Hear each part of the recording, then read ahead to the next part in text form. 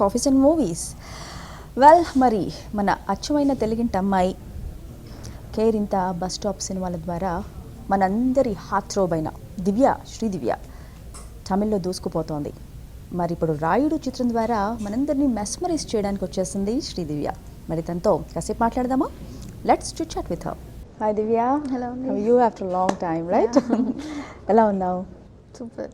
మీరు ఎలా ఉన్నారు? Yeah, I'm good. So you are in a cloud nine, right? So ఎలా అనిపిస్తోంది యూనో ఒక తెలుగులో పుట్టి పెరిగిన ఒక పువ్వు, ఒక మొగ్గ అనుకోవచ్చు, రైట్? తమిళ్లో పువ్వుగా వికసించి బ్లాసమ్స్. ఎలా అనిపిస్తోంది అసలు ఈ journey, Hyderabad to Chennai journey? Expect చేయలేదు నిజంగా. నేను ఎప్పుడు ఫస్ట్ తమిళ్లో ఇంట్రెస్ట్ ఉండింది నాకు తమిళ్ ఫిల్మ్స్ చేయాలని. అండ్ ఫస్ట్ తమిళ్ ఫిల్మ్ చేశాను, వర్తపడదు వాలిబర్ సంఘం. అది బ్లాక్ బస్టర్. అక్కడి నుంచి ఇంకా తమిళ్లోనే ఫిక్స్ అయిపోయాను తెలియకుండా. నేను ఎక్స్పెక్ట్ చేయలేదు నిజంగా. అంటే ఫస్ట్ ఫిలిం నాది అంత హిట్ అవుతుందని అనుకోలేదు. ఇప్పటికి కూడా నేను బయటకు వెళ్తే ఆ క్యారెక్టర్ పెట్టి పిలుస్తారు నన్ను. తెలుగు అమ్మాయిగా నీకు హ్యాపీనెస్ ఉందా, తమిళ అమ్మాయిగా హ్యాపీనెస్ ఉందా? తమిళ్లో ఇంకా అయ్యో తమిళ అమ్మాయి అయిపోయావు. అలా ఏం లేదండి. అలా ఏం లేదా? అలా ఏం లేదు. ఆర్టిస్ట్గా నాకు చాలా సాటిస్ఫైయింగ్గా ఉంది. అది నేను ఫీల్ అవుతున్నాను. తమిళ తెలుగు అని కాదు, నేను ఎప్పుడు అంటే అక్కడ చేసినందువలన అక్కడ అమ్మాయి అవ్వలేదు, ఇక్కడ చేయలేదని అక్కడ అమ్మాయి కాకుండా పోను. నాకు ఆర్టిస్ట్గా చాలా సాటిస్ఫైయింగ్గా ఉంది. మంచి మంచి రోల్స్ చేస్తున్నాను, ప్రతి ఒక్క ఫిల్మ్లోనే ఇంపార్టెన్స్ ఉంటుంది అండ్ అవన్నీ కూడా హిట్ అవుతున్నాయి. అది చాలా హ్యాపీగా ఉంది నాకు. తెలుగులో నుండి తమిళ్లో వెళ్ళినప్పుడు you have been got almost you know ఒక love based stories, right? So నువ్వు అలా చేయడం జరిగిందా, లేదంటే జనరల్గా వాళ్ళే అలా అప్రోచ్ అయ్యే ఒప్పుకోవడం జరిగిందా? ఫస్ట్ ఫిలింలో నేను చాలా ఇన్నోసెంట్గా ఉంటుంది, అది నాటీగా ఉంటుంది. అంటే ఇన్నోసెన్స్లో చిన్న నాటీనెస్ ఉంటుంది, మెచ్యూర్డ్ క్యారెక్టర్ కాదు. అది చాలా ఎంజాయ్ చేశారు ఆడియన్స్, చాలా నచ్చింది వాళ్ళకి. దాని తర్వాత ఇమ్మీడియట్గా వచ్చింది జీవ, సుశీంద్రన్ సార్ డైరెక్షన్లో. అందులో కూడా జెన్నీ క్యారెక్టర్, అందులో స్కూల్ డ్రెస్ మళ్ళీ. అండ్ దాని తర్వాత కూడా మళ్ళీ పెన్సిల్, అందులో కూడా స్కూల్ డ్రెస్. లవ్ స్టోరీ, అవి అనుకుని ఏమీ రాలేదు. I don't know. అన్ని లవ్ స్టోరీస్ అయినా కూడా డిఫరెంట్గా ఉండేయండి. స్టోరీస్ అన్నీ డిఫరెంట్. వర్తపడదు వాలిబర్ సంఘం ఒక సత్యరాజ్ గారికి, శివకార్తికేయన్కి జరిగేది ఒకటి, అది ఒక డిఫరెంట్గా ఉంటుంది. అండ్ దాని తర్వాత జీవ వచ్చేసి ఒక క్రికెటర్ గురించి.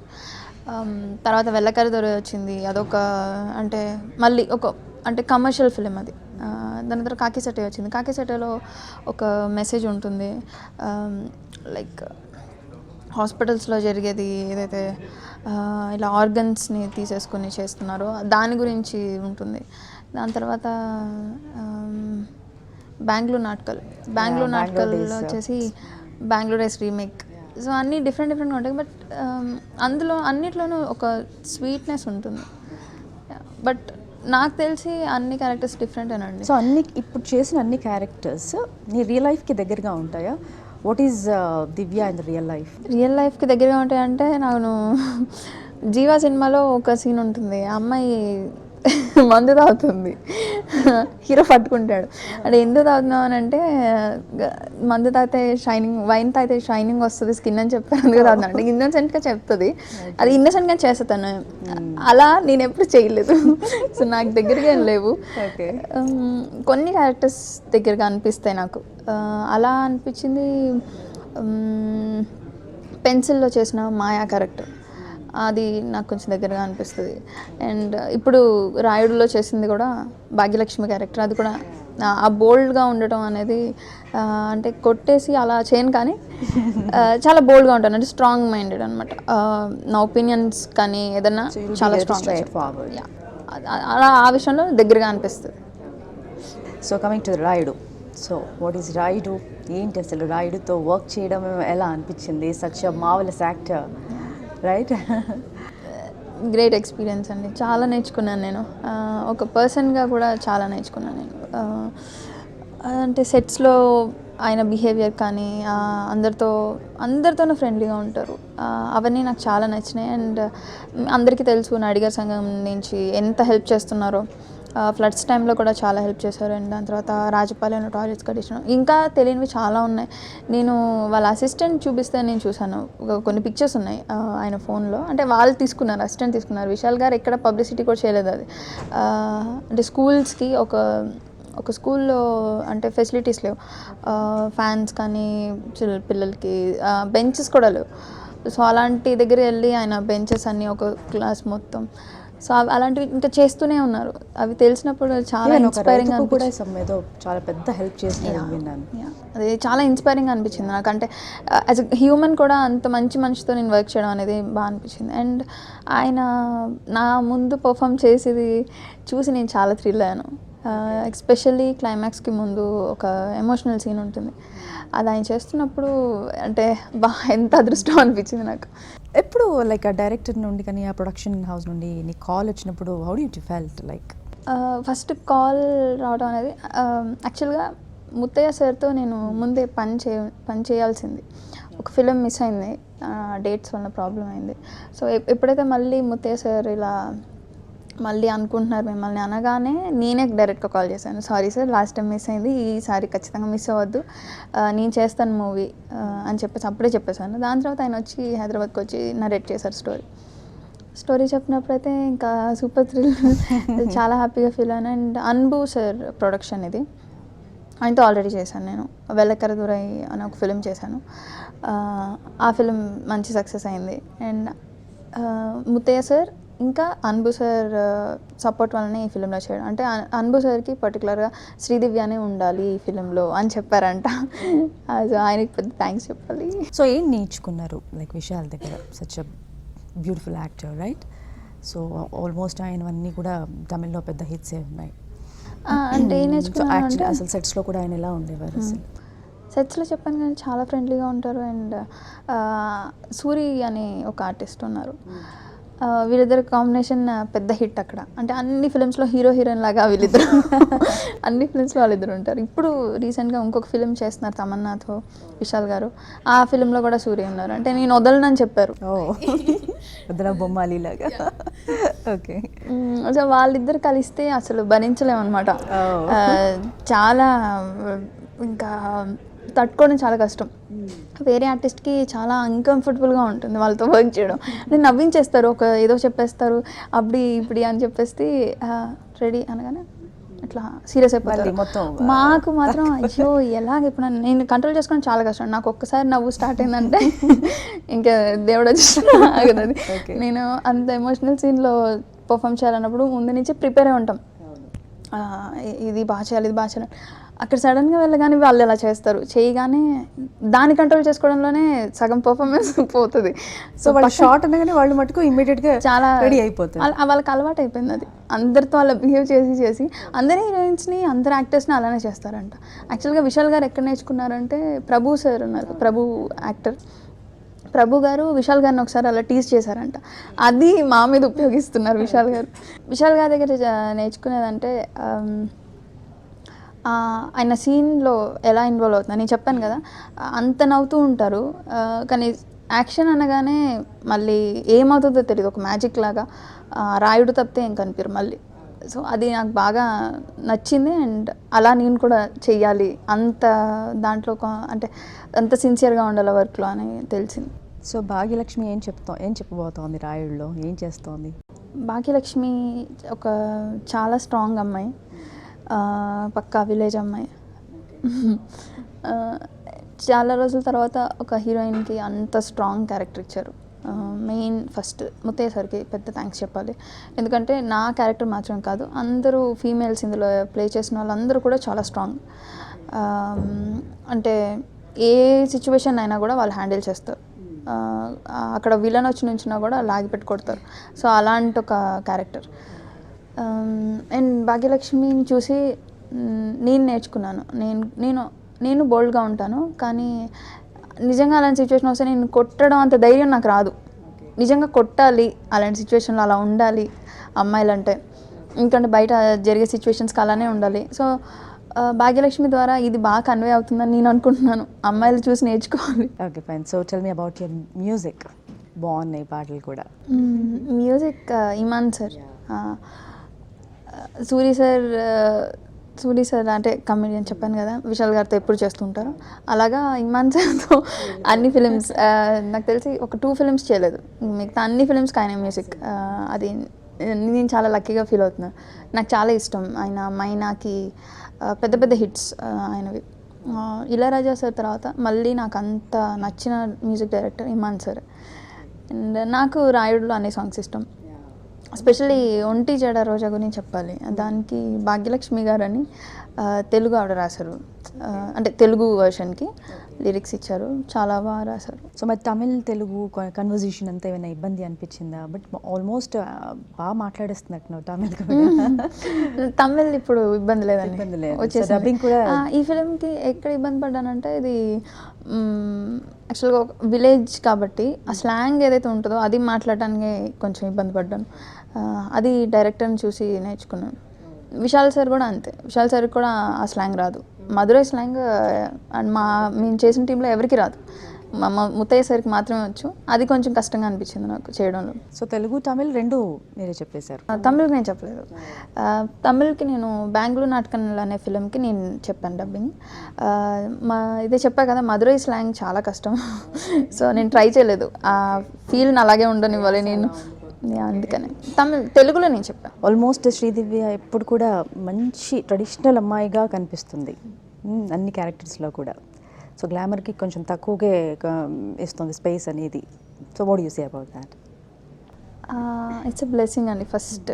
ఎందుకంటే అలా అది ఎందుకు నాకు మళ్ళీ మళ్ళీ అలాంటి ఫిల్మ్స్ వస్తున్నాయి, నేను ఇలా చేస్తాను అంటున్నా కూడా నాకు ఎందుకు అన్ని ఆపర్చునిటీస్ వస్తున్నాయి అంటే, తమిళ్లో నాకున్న ఫ్యాన్స్, వాళ్ళకి ఫస్ట్ నేను థ్యాంక్స్ చెప్పాలి. ఎందుకంటే ఫస్ట్ ఫిలిం నాది అంత పెద్ద సక్సెస్ చేశారు.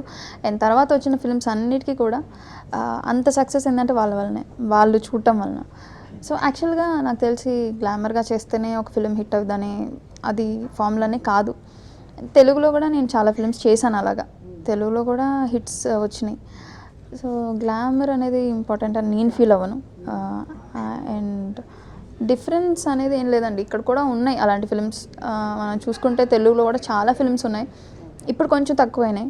తమిళ్లో చాలా ఎక్కువ అలాంటి ఫిలిమ్స్. తెలుగులో కూడా వస్తే బాగుండని నేను ఫీల్ అవుతున్నాను, కానీ ఐఎమ్ హ్యాపీ. తెలుగులో ఏమైనా మూవీస్ సెలెక్ట్ చేసుకోవడం ఇబ్బంది అనిపిస్తుందా, లేదంటే అప్రోచ్ అవ్వట్లేదా?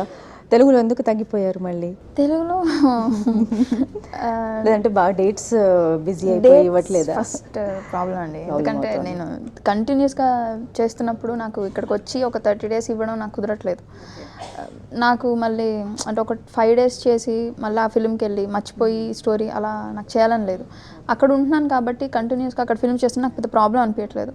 ఒక ఫిల్మ్ చేయాలంటే కొంచెం డెడికేషన్తో చేయాలి, సో అందుకని చేయట్లేదు. అండ్ ఖచ్చితంగా ఒక మంచి స్క్రిప్ట్తో వస్తే మళ్ళీ చేయాలి. What you choose most while director approaches you? ఏమి లైక్ హీరోని చూస్తారా, లేదంటే సబ్జెక్ట్ని చూస్తారా, లేదంటే రెమ్యునరేషన్ చూస్తారా? అది అంటే జస్ట్ నా రోల్ మాత్రం చూసానని నేను అబద్ధం చెప్పను. ఫస్ట్ కాల్ వచ్చినప్పుడు డైరెక్టర్ ఎవరని అడుగుతాను. మెయిన్ డైరెక్టర్ అండి. పెద్ద స్టార్స్ అయినా కూడా డైరెక్టర్ ఈజ్ ఇంపార్టెంట్ ఖచ్చితంగా. ఎందుకంటే వాళ్ళ బట్టే తెలుస్తుంది, వాళ్ళు ఎలా తీస్తారని అర్థమైపోతుంది. సో ఆయన ఫిలిం అంటే ఓకే బ్లైండ్గా చేసేయచ్చు అనే ఒక కాన్ఫిడెన్స్ వస్తుంది ఫస్ట్, అందుకని డైరెక్టర్ అని అడుగుతాను. తర్వాత ఆబ్వియస్గా హీరో ఇంపార్టెంట్, హీరో మ్యూజిక్ ఇవన్నీ కనుక్కొని తర్వాత స్టోరీ విన్నాక అప్పుడు నా క్యారెక్టర్. అప్పుడు కూడా నేను అన్నీ అది ఓకే అయినా కూడా మళ్ళీ నా క్యారెక్టర్ బాగోతే నేను చేయను. లాస్ట్లో నా క్యారెక్టర్ కూడా బాగుండాలి ఖచ్చితంగా. Okay fine. So coming Kashmira. Different experience అండి, different film, different screenplay, everything. దాని గురించి బయట ఎవరికి ఏం చెప్పలేదు, నా క్యారెక్టర్ గురించి కానీ కొంచెమైనా అందరికీ తెలిసిపోతుంది. ఆ థ్రిల్ అలాగే ఉండాలని మేము ఎవరిని చెప్పట్లేదు. ఇట్స్ డిఫరెంట్ ఫిలిం, చాలా బాగుంది. అండ్ కార్తీ సార్తో ఫస్ట్ టైం. నాకు సూర్య సార్ చాలా ఇష్టం, కానీ ఆయన బ్రదర్తో చేస్తున్నాను, happy. Hope for the best. Next movie సూర్యతో కూడా చేయొచ్చు. అండ్ నయనతార గారు చేస్తున్నారు మూవీలో. అండ్ కార్తీ సార్ ఫిలిమ్స్లో ఫస్ట్ టైం ఇంత high budget, so it's big film. దాంట్లో నేను చేయడం చాలా ఆనందం. సో నయన్తో అండ్ కార్తీతో వర్క్ ఎలా ఉండింది? Because Nayan the top most actress in the Tamil industry, right? Highly paid. So ఎలా అనిపించింది వర్క్ ఎక్స్పీరియన్స్ విత్ హర్? అంటే తన నుండి ఏమి గ్రాస్ప్ చేసుకున్నారు? She is very beautiful. ఫస్ట్ అయితే అదే చూస్తూ ఉన్నాను, ఎలా మెయింటైన్ చేస్తున్నారు. అండ్ ఒక్కరోజే చేశానండి, ఇంకా జరుగుతుంది షూట్, ఇంకా అవ్వలేదు. కార్తీ సార్తో చాలా సీన్స్ అయిపోయినాయి, చాలా కంఫర్టబుల్. ఎక్కువ మాట్లాడరు కానీ ఫ్రెండ్లీ, నాలాగే.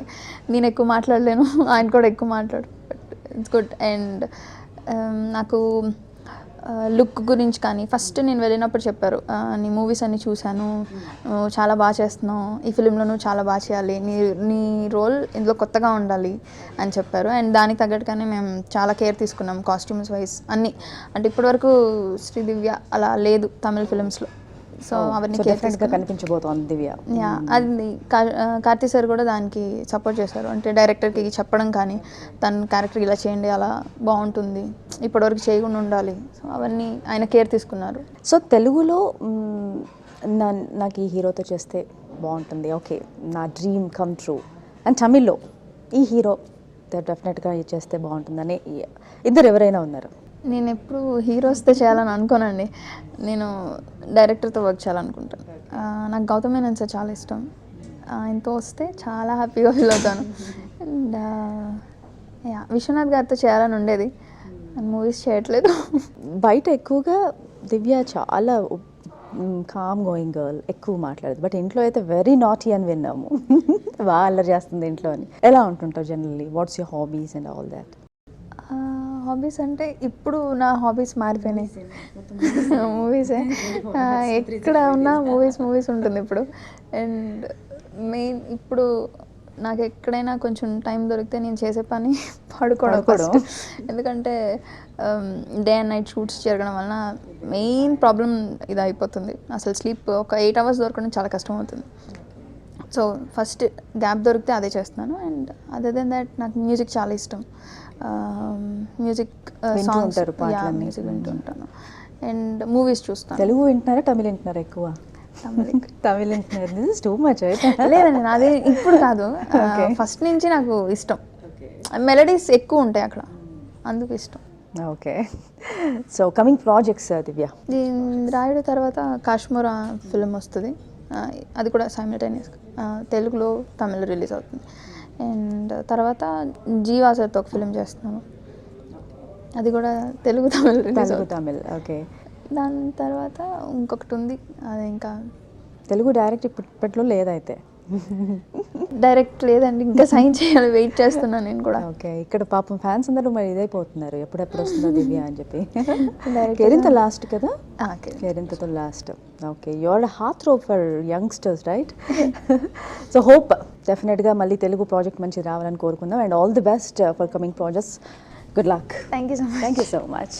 చూసారు కదా, మరి రాయుడు చిత్రం ద్వారా శ్రీదివ్య చెప్పిన కబుర్లు, అలాగే ఎన్నో విషయాలు మనతో షేర్ చేసుకున్నాం. That's all for now. This is Swathi Maitreya signing off.